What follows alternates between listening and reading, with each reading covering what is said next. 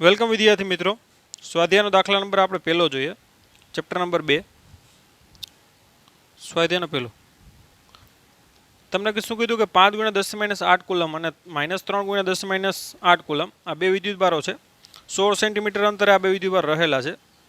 તો જોડતી રેખા પરના કયા બિંદુએ વિદ્યુત સ્થિતિમાન શૂન્ય થાય, બરાબર, અને અનંત અંતરે આપણે વિદ્યુત સ્થિતિમાન શૂન્ય માનવાનું છે. તો હવે આપણું એક ઉદાહરણ આપણે ઓલરેડી આવું જોઈ જ ગયા છે, તો પણ આપણે આ દાખલો કરીએ પાછો. બે વિદ્યુતભાર છે Q1, એક છે 5 × 10⁻8 અને આ Q2 -3 × 10⁻8 કુલમ. આ બંને વચ્ચેનું અંતર છે R આપી દીધું આપણે 16 સેન્ટીમીટર. તમને કીધું કે કયા બિંદુએ વિદ્યુત સ્થિતિમાન શૂન્ય થશે. ઓકે, તો હવે આ ધન વિદ્યુતભારને કારણે વિદ્યુત સ્થિતિમાન ધન હોય અને ઋણ વિદ્યુતભારને કારણે ઋણ હોય, એટલે વચ્ચે આપણે એવો પોઈન્ટ મળશે કે જ્યાં વિદ્યુત સ્થિતિમાન કેવું થાય, શૂન્ય. હવે આ વિદ્યુતભારનું મૂલ્ય નાનું છે એટલે અહીંયા આની નજીક હશે. માનો કે આ x અંતરે વિદ્યુત સ્થિતિમાન કેવું થાય, શૂન્ય થાય. તો આ અંતર કેટલું હશે, તો કે r - x. ઓકે, તો આને કારણે આપણે v1 કહી દઈએ. તો આ દાખલા કે p બિંદુએ વિદ્યુત સ્થિતિમાન શૂન્ય થાય, તો ત્યાં p બિંદુએ v1 + v2 બરાબર કેવું થાય, શૂન્ય. એટલે કે v1 બરાબર શું લખાય, -v2. v1 એટલે આ q1 ને કારણે સ્થિતિમાન કેટલું થાય, તો કે kq1/r - x. અને v2 એટલે તો કે q2 ને કારણે જે કેટલું થાય, kq2/x. આ અંતર x છે એટલે. ઓકે, k કેન્સલ થઈ જાય. q1 ની વેલ્યુ કેટલું છે, તો કે 5 × 10⁻8/r - x બરાબર. q2 નું વેલ્યુ કેટલું છે, તો કે -3 × 10⁻8/x. આ માઇનસ માઇનસ ઉડી જાય, 10⁻8 કેન્સલ થઈ જાય. તો 5/r - x બરાબર શું લખાય, 3/x. એટલે કે 5x બરાબર શું લખાય, 3r. r ની વેલ્યુ મૂકી દઈએ આપણે. ચાલો અહીં મૂકી દઈએ 3r - 3x. એટલે કે 8x બરાબર કેટલું થાય, 3r. r ની વેલ્યુ કેટલી છે, 16 સેન્ટીમીટર. માટે 8x બરાબર 3 × 16. માટે x બરાબર કેટલું થાય, તો કે 8 દુ 16 એટલે 3 દુ 6. તો જવાબ આવશે તમારો 6 સેન્ટીમીટર. ક્યાંથી, અહીં ધ્યાન આપજો, 6 સેન્ટીમીટર ક્યાંથી આવશે, તો કે Q2 થી. અહીંથી કયો તો કેટલું આવશે, 10 સેન્ટીમીટર, કારણ કે ટોટલ 16 સેન્ટીમીટર છે. તો Q1 થી કહી તો r - x એટલે કે 16 - 6 એટલે 10 સેન્ટીમીટર આવશે. અને Q2 થી કહી તો કેટલું આવશે, 6 સેન્ટીમીટર, જે આપણે મેળવેલું છે. તો આવી રીતે એક પોઈન્ટ પોસિબલ બને. હવે આપણે ઉદાહરણ આપણે જોયું હતું ઓલરેડી કે બીજો પોઈન્ટ પણ મળશે જ્યાં પણ વિદ્યુત સ્થિતિમાન કેવું થશે, શૂન્ય. શા માટે, કે વિદ્યુત સ્થિતિમાન અદિશ રાશિ છે. હવે આ વિદ્યુતભાર નાનો છે એટલે આને આ બાજુ સ્થિતિમાન ક્યારેય પણ શૂન્ય ના થઈ શકે. એનું રીઝન શું છે, કે આને કારણે જેટલું ઋણ થાય એટલું આને કારણે ધન અહીં પોસિબલ થશે નહીં. કારણ કે આ વિદ્યુતભાર કેવો છે, સોરી, આ બાજુ પોસિબલ થશે, આ બાજુ નહીં થાય. કારણ કે આને કારણે જેટલું અહીંયા ધન થાય એટલું આને કારણે અહીં ઋણ થશે નહીં. કારણ કે આ વિદ્યુતભાર નાનો છે અને અંતર વધી જાય એટલે આ બાજુ વિદ્યુત સ્થિતિમાન શૂન્ય પોસિબલ છે નહીં. આ બાજુ વિદ્યુત સ્થિતિમાન શૂન્ય પોસિબલ છે, બરાબર. તો એ પોઈન્ટને પણ આપણે મેળવીએ. તો આ Q1, આ Q2, માનો કે Q2 થી x અંતરે આ વિદ્યુતભાર નાનો છે એટલે આ બાજુ મળશે તમને. અહીંયા વિદ્યુત સ્થિતિમાન કેવું થાય, તમારું શૂન્ય થાય. માનો કે આ Q પોઈન્ટ લઈ લે કોઈ, તો Q પોઈન્ટ આગળ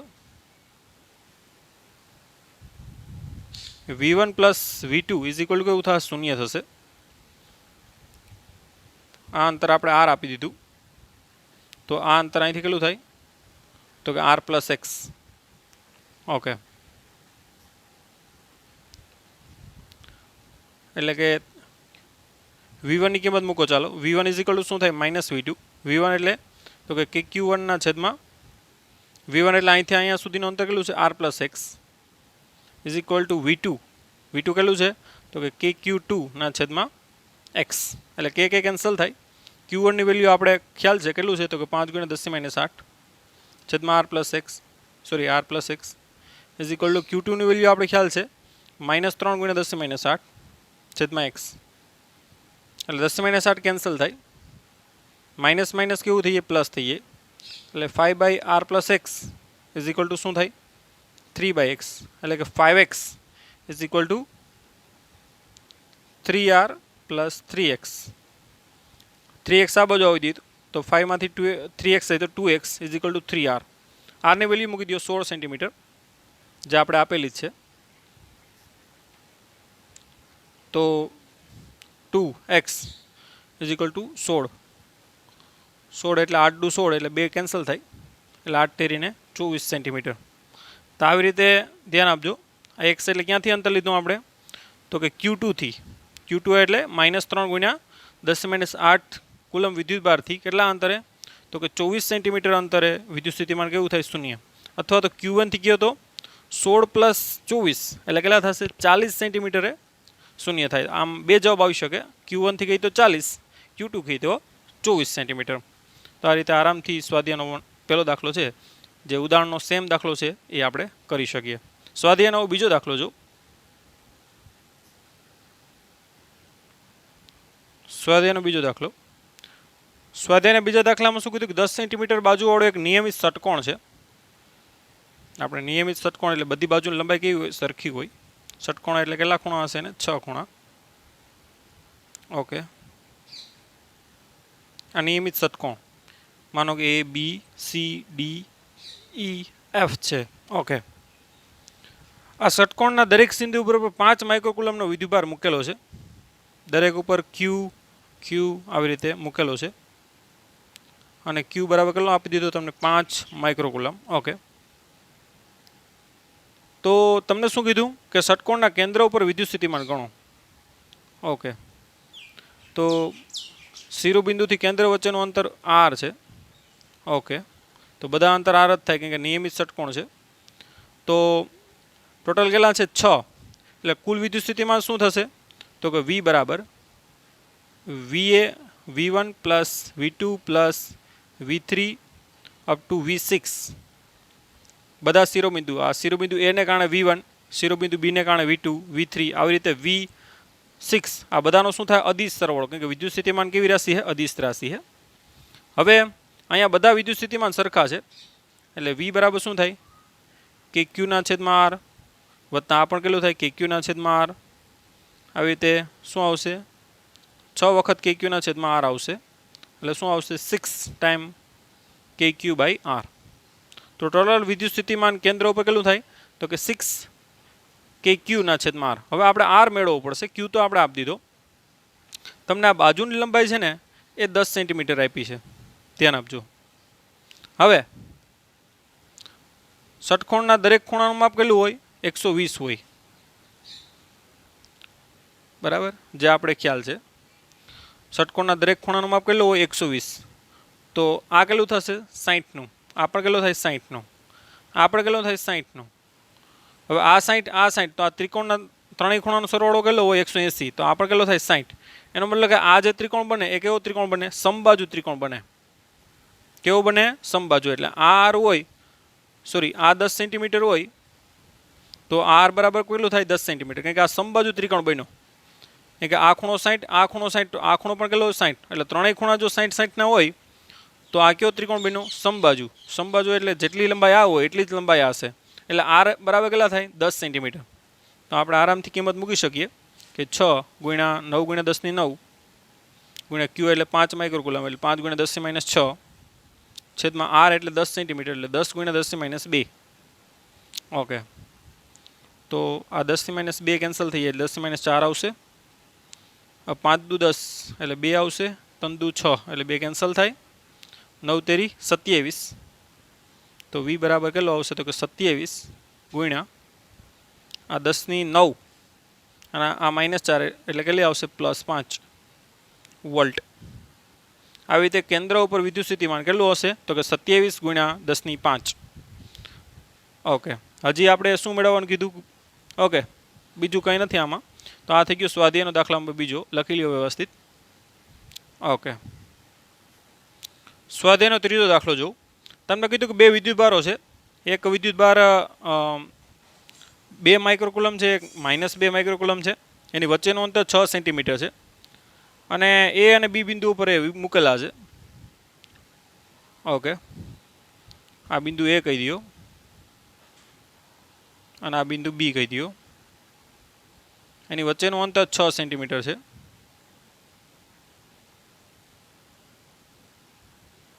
ઓકે, અહીંયા 2 કુલમ મૂકેલો છે, માઇક્રોકુલમ. અહીંયા -2 માઇક્રોકુલમ મૂકેલો છે. તમને શું કીધું? પહેલો ક્વેશ્ચન પૂછેલો છે કે ભાઈ તંત્રના કોઈ સમસ્થિતિમાન પૃષ્ઠની ઓળખ કરો. હવે આપણે સમસ્થિતિમાન પૃષ્ઠ વિશે ભણી ગયા કે જે પૃષ્ઠ પરના બધા બિંદુએ વિદ્યુત સ્થિતિમાન સરખું હોય એવા પૃષ્ઠને શું કહેવાય? સમસ્થિતિમાન પૃષ્ઠ. તો આપણે એવું પૃષ્ઠ આમાં પસંદ કરવાનું જેના બધા બિંદુએ વિદ્યુત સ્થિતિમાન સરખું થાય. હવે વિદ્યુત સ્થિતિમાન સરખું ક્યારે થાય? તો કે અહીંયાથી અંતર અને અહીંયાથી અંતર સરખું થાય તો જેટલું આને કારણે ધન હશે એટલું આને કારણે ઋણ હોય તો દરેક બિંદુએ વિદ્યુત સ્થિતિમાન શૂન્ય થાય. શૂન્ય થાય એટલે કે એ સમસ્થિતિમાન પૃષ્ઠ, કારણ કે દરેક બિંદુએ વિદ્યુત સ્થિતિમાન સરખું. તો આવી રીતે તમે વિચારી શકો. ધ્યાન આપજો. આ 3 સેન્ટીમીટર અંતરે ટોટલ 6 સેન્ટીમીટર, એટલે અહીંયા પણ કેટલું? 3 સેન્ટીમીટર. હવે આ બિંદુએ તમે વિચાર કરો તો અહીંયાથી અંતર, અહીંયાથી આનું અંતર એટલું જ થાય, એટલું આનું અંતર થાય. જેટલું અંતર આ થાય એટલું જ અંતર આ થાય. એટલે જ આપણે એક્ઝેક્ટ વચ્ચે આવી રીતે સમસ્થિતિમાન પૃષ્ઠ વિચાર્યું છે. ધ્યાન આપજો. આ બાજુ વિચારે તો અહીંથી અંતર વધી જાત અને અહીંયાથી અંતર ઘટી જાત તો વિદ્યુત સ્થિતિમાન એક સરખું મળે નહીં. તો એક્ઝેક્ટ આપણે શું કરવું પડે? વચ્ચે આવી રીતે પૃષ્ઠ આ રીતે માનવું પડે. ધ્યાન આપજો, આ રીતે. બરાબર? તો એના દરેક બિંદુએ વિદ્યુત સ્થિતિમાન કેવું થઈ શકે? શૂન્ય, અથવા તો સરખું થઈ શકે. વિદ્યુત સ્થિતિમાન કેવું થઈ શકે? સરખું. કારણ કે આને કારણે અહીંયા ધન થશે એટલું જ આને કારણે ઋણ થાય એટલે શૂન્ય થશે. પણ દરેક બિંદુએ શૂન્ય થાય એટલે સરખું થયું કહેવાય. એટલે કે એ કેવું પૃષ્ઠ બની ગયું? તો કે સમસ્થિતિમાન પૃષ્ઠ.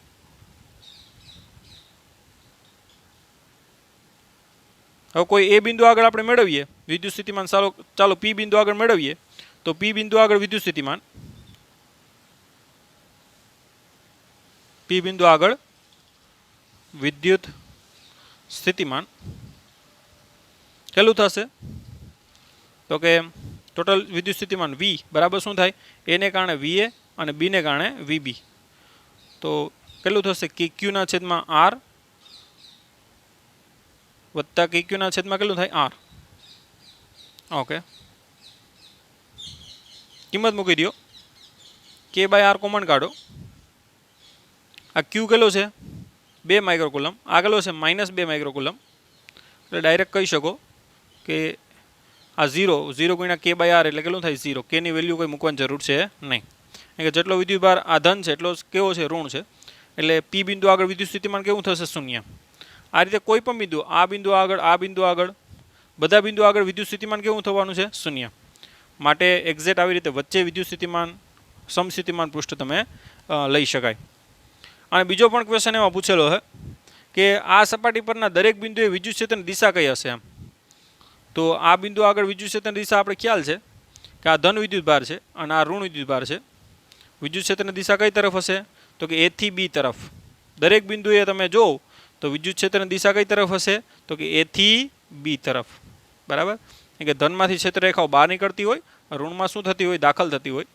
તો વિદ્યુત ક્ષેત્રની દિશા કઈ હશે? તો કે ધનથી ઋણ. આ ઉપરાંત આપણે ખ્યાલ છે કે વિદ્યુત ક્ષેત્રની દિશા જે બાજુ વિદ્યુત સ્થિતિમાન ઘટે એ તરફ હોય છે. તો આ બાજુ વિદ્યુત સ્થિતિમાન ઘટે છે કારણ કે આ બાજુ ઋણ વિદ્યુતભાર છે. બરાબર? તો આરામથી આ બંને ક્વેશ્ચનનો જવાબ આપી શકો. હવે સ્વાધ્યાય દાખલા નંબર 4 જુઓ. ઓકે, આ લખી લ્યો. ઓકે, સ્વાધ્યાયના ચોથામાં તમને રકમ આપી દીધી કે 12 સેન્ટીમીટર ત્રિજ્યાનો એક ગોળો છે. એની સપાટી ઉપર 1.6 સુવાહક ગોળો છે, ગોળીય સપાટી. ઓકે, એની ત્રિજ્યા તમને આપી દીધી R 12 સેન્ટીમીટર. આ ગોળાની સપાટી ઉપર આવી રીતે ધન વિદ્યુતભાર છે.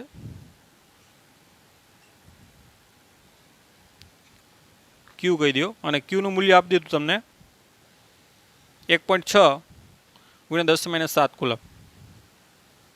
ઓકે, આગળ વાંચીએ. તો ગોળાની અંદર આપણે અને ગોળાની તરત જ બહાર અને ગોળાના કેન્દ્રથી 18 સેન્ટીમીટર અંતરે આવેલા બિંદુએ આપણે વિદ્યુત ક્ષેત્ર કેટલું છે એ આપણે મેળવવાનું છે. એટલે કે ગોળાની અંદર, ગોળાની તરત જ બહાર એટલે કે સપાટી ઉપર અને કેટલા અંતરે 18 સેન્ટીમીટર અંતરે. અને કેપિટલ આર કહી દો. ગોળાની ત્રિજ્યા શું કહી દો? Capital R. અને 18 સેન્ટીમીટર આ બારો અંતર લઈ લ્યો. આ બિંદુએ આપણે શું મેળવવાનું છે? તો કે વિદ્યુત ક્ષેત્ર. આ તો ચેપ્ટર નંબર 1નો દાખલો છે, જે આપણે ઓલરેડી ચેપ્ટર નંબર 1માં આવા દાખલા તો ભણી ગયા છે. એના સૂત્રો પણ આપણે ખ્યાલ જ છે. ગોળાની અંદર વિદ્યુત ક્ષેત્ર કેવું થશે? શૂન્ય. શા માટે?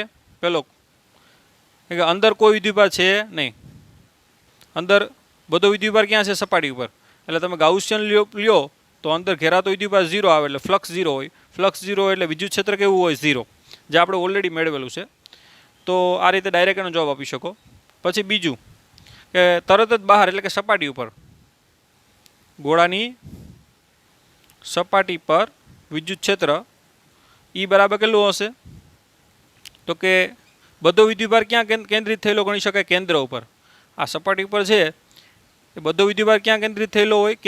કેન્દ્ર પર કેન્દ્રિત થયેલો વિચારી શકાય, એટલે કે બિંદુવત વિચારી શકાય. અને બિંદુવતને કારણે વિદ્યુત ક્ષેત્ર ખબર છે આપણે કે ક્યુના છેદમાં કેટલું હોય? r². અને કેની વેલ્યુ મૂકી દો 9 × 10⁹ ક્યુ એટલે 1.6 × 10⁻7 અને આર એટલે ગોળાની ત્રિજ્યા 12, એનો વર્ગ કેટલો થાય? 12 નો વર્ગ 144 અને 10⁻2 નો વર્ગ 10⁻4. ઓકે, તો 9 × 1.6 કરો, ભાગ્યા કેટલા કરો? 144. તો એ આવશે 0.1 ગુણ્યા 10ની કેટલી આવશે? તો કે -4 એટલે -3 રહે. -6 માંથી -3 જાય તો કેટલે થાય? 6. તો એ કેટલો આવશે? 1 × 10⁵ N/કુલમ. કેના ઉપર? તો કે સપાટી પર. ઓકે, તરત જ બહાર એટલે કે સપાટી ઉપર. અને સી તમને ક્યાં કીધું મેળવવાનું? તો ગોળાના કેન્દ્રથી 18 સેન્ટીમીટર અંતરે. તો ગોળાની બહાર r બરાબર 18 સેન્ટીમીટર અંતરે વિદ્યુત ક્ષેત્ર આપણે E' કહી દે. E' બરાબર શું થાય? તો કે KQ ના છેદમાં, એના માટે પણ આપણે સૂત્ર ખ્યાલ જ છે કે બધો વિદ્યુતભાર કેન્દ્ર ઉપર કેન્દ્રિત થયેલો વિચારી શકાય, એટલે કે બિંદુવત વિચારી શકાય. એને કારણે 18 સેન્ટીમીટર અંતરે વિદ્યુત ક્ષેત્ર કેટલું થશે? તો કે KQ ના છેદમાં કેટલું થાય? r². કેની વેલ્યુ મૂકી દઈએ 9 × 10⁹. ક્યુ એટલે તો કે 1.6 × 10⁻7 છેદમાં r² એટલે 18 નો વર્ગ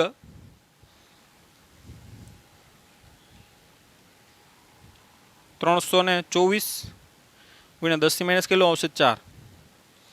તો આપણે 9 × 1.6 ભાગ્યા 324, તો એ આવશે 0.044 ગુણ્યા 10ની આવશે આ -4 એટલે -3. 9 માંથી -3 જાય તો કેટલી આવશે? 6. એટલે પોઈન્ટ અહીં લઈ જઈએ તો 4.4 ગુણ્યા 10ની કેટલી આવશે? તો કે 2 પોઈન્ટ આગળ જાય એટલે 4 N/કુલમ. તો આ રીતે 18 સેન્ટીમીટર અંતરે વિદ્યુત ક્ષેત્ર મેળવી શકાય. આ ચેપ્ટર નંબર 1નો દાખલો છે, પણ ચેપ્ટર નંબર 2માં આપણે પાછો રિપીટ આપ્યો, આપણે કોઈ પ્રોબ્લેમ નથી. ઓકે, હવે સ્વાધ્યાય દાખલો 5મો જુઓ. આ લખી લ્યો વ્યવસ્થિત. ગોળાની અંદર, ગોળાની તરત જ બહાર એટલે સપાટી ઉપર અને ગોળાની બહાર. ઓકે, સ્વાધ્યાયનો 5મો દાખલો જુઓ. તમને કીધું કે બે પ્લેટો વચ્ચે હવા હોય ત્યારે સમાંતર પ્લેટ કેપેસિટરનું કેપેસિટન્સ 8 પાઇકોફેરેડે છે. જ્યારે હવા હોય ત્યારે કહી દો કે C0 બરાબર કેટલું આપી દીધું? 8 પાઇકોફેરેડે. ઓકે, હવે તમને કીધું કે જો બે પ્લેટો વચ્ચેનું અંતર અડધું કરી દેવામાં આવે અને એનો જે વચ્ચેનો અવકાશ છે જેમાં ડાઇલેક્ટ્રિક અચળાંક K બરાબર 6 બરાબર નું માધ્યમ ભરી દેવામાં આવે તો તેનું કેપેસિટર કેટલું થઈ જાય? તો 2 ફેક્ટરથી અહીંયા કેપેસિટર વધાર્યું. પહેલાં તો એની વચ્ચે એક માધ્યમ ભરી દીધું અને પ્લેટો વચ્ચેનું અંતર અડધું કરી દીધું.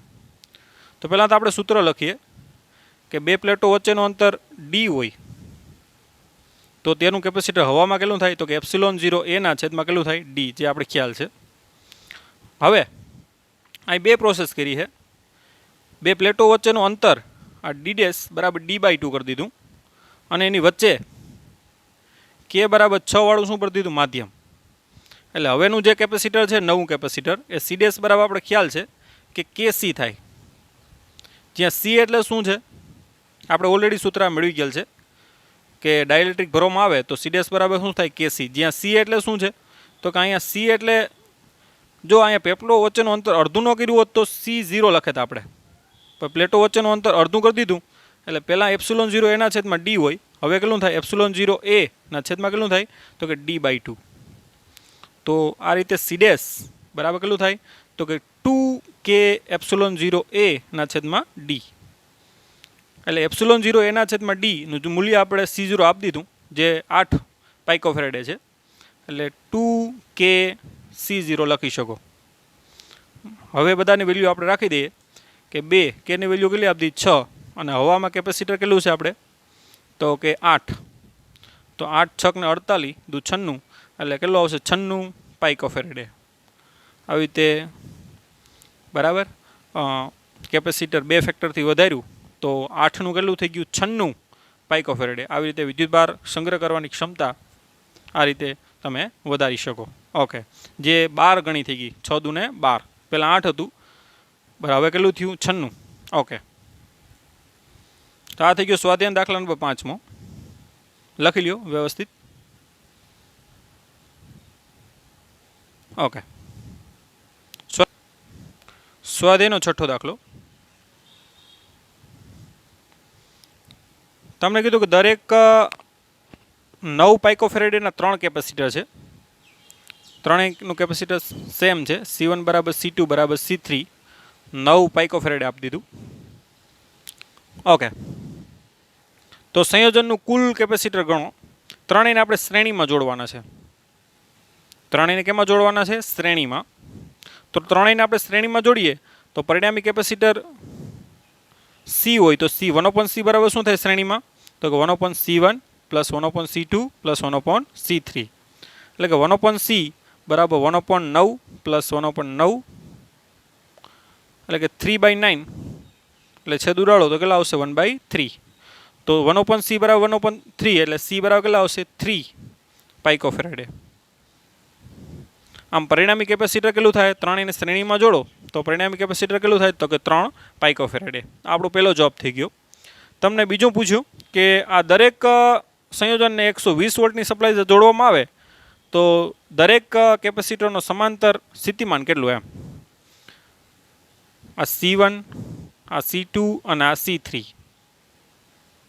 આ ત્રણેયને આપણે 120 વોલ્ટની સપ્લાય આપવાની છે. આમાં વોલ્ટ V1 આવે, આમાં વોલ્ટ V2 આવે અને આમાં V3 આવે. અહીંથી V બરાબર કેટલા આપશે? 120 વોલ્ટ. હવે ત્રણેયના કેપેસિટર સમાન છે એટલે આ V1 V2 અને V3 કેવા હશે? સમાન હશે. એટલે કે V બરાબર પહેલાં તો શું લખાય?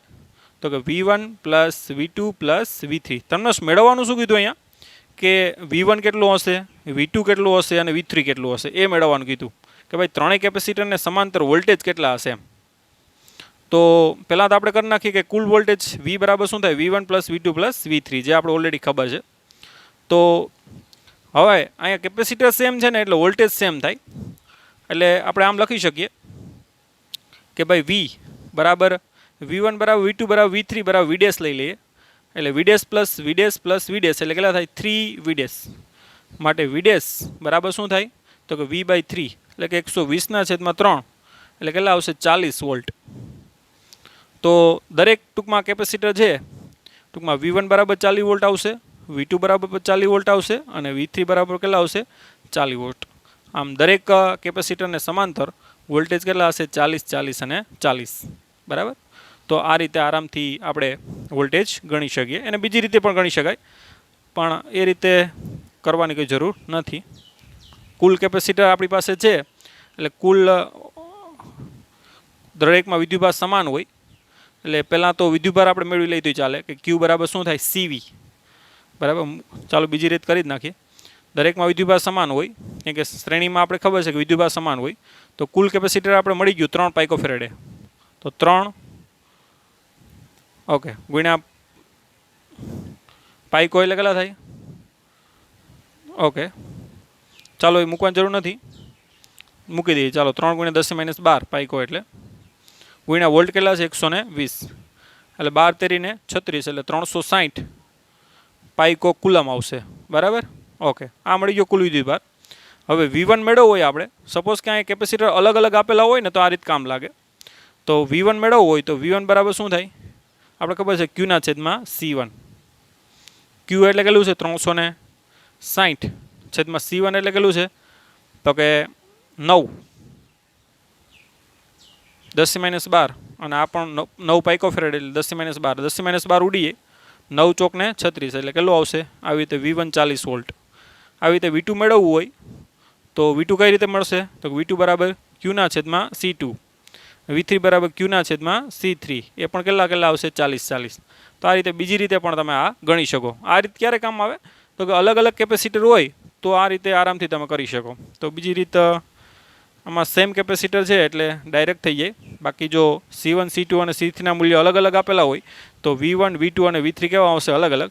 તો આ રીત પણ આપણે ખ્યાલ હોય તો આવા દાખલા આવે તો વાંધો આવે નહીં. ઓકે હવે સ્વાધ્યાયનો દાખલા નંબર 7મો જુઓ. ઓકે સ્વાધ્યાયના 7મામાં કીધું કે 2 પાઇકોફેરેડે 3 પાઇકોફેરેડે અને 4 પાઇકોફેરેડે આ 3 કેપેસિટર છે. C1 આપી દીધું 2 પાઇકોફેરેડે C2 3 પાઇકોફેરેડે અને C3 4 પાઇકોફેરેડે. આ 3 કેપેસિટરને સમાંતર જોડેલ છે આપણે. તો સંયોજનનું કુલ કેપેસિટર કેટલું આપણે ખબર છે કે સમાંતરમાં કુલ કેપેસિટર C બરાબર શું થાય તો કે ત્રણેયનો સરવાળો જે આપણે ઓલરેડી સૂત્ર મેળવેલા છે. તો કે C બરાબર શું થાય C1 + C2 + C3 એટલે કે 2 + 3 + 4 એટલે કેટલું થાય 3 ને 2 5 ને 4 9 પાઇકોફેરેડે. આવી રીતે પરિણામી કેપેસિટર કેટલું આવશે સમાંતરમાં 9 પાઇકોફેરેડે.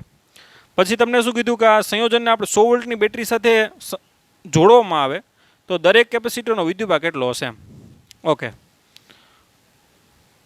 આ C1 C2 અને C3 આ ત્રણેય કેપેસિટરને આપણે સમાંતર જોડી દીધા C1 C2 અને C3. ઓકે તો આ વોલ્ટ આપણે કેટલા છે તો કે 100 વોલ્ટ. તો C1 C2 અને C3 ને સમાંતર જોડીએ તો આપણે ખબર છે કે દરેક કેપેસિટર ઉપર વિદ્યુત સ્થિતિમાન કેવું હશે સરખું હશે. માટે આમાં જો આપણે વિદ્યુતભાર મેળવવો હોય તો કેટલું થશે એમાં વિદ્યુતભાર Q1 હોય તો Q1 બરાબર શું લખાય C1 × V. C1 કેટલું છે આપણી પાસે તો કે 2 તો 2 ગુણ્યા 10 - 12 ગુણ્યા V એટલે આપણે ખબર છે 100 એટલે કેટલું થાય તો કે 2 ગુણ્યા 10 - 10 કુલમ. આવી રીતે કેપેસિટર C1 ઉપર વિદ્યુતભાર કેટલો હશે 2 ગુણ્યા 10 - 10. એવી રીતે Q2 વિદ્યુતભાર Q2 બરાબર શું થાય તો કે C2 × V.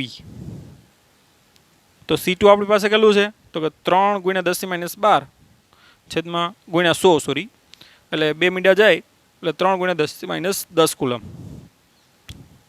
એવી રીતે C3 ઉપર રહેલો વિદ્યુતભાર Q3 કહી દઈએ આપણે તો Q3 બરાબર શું થાય C3 × V. તો C3 આપણી પાસે 4 ગુણ્યા 10 - 12 ગુણ્યા 100 એટલે 4 ગુણ્યા કેટલો આવશે 10 - 10 કુલમ. આવી રીતે દરેક કેપેસિટર ઉપરનો જે વિદ્યુતભાર છે એ આરામથી તમે મેળવી શકો. તો આજે આપણે દાખલા નંબર 1 થી કેટલા ગણ્યા 7 ગણ્યા સ્વાધ્યાયના. હવે નેક્સ્ટ પીરિયડમાં આપણે સ્વાધ્યાય દાખલા નંબર 8 થી આગળ વધશું. ત્યાં સુધી bye bye, take care, have a nice day.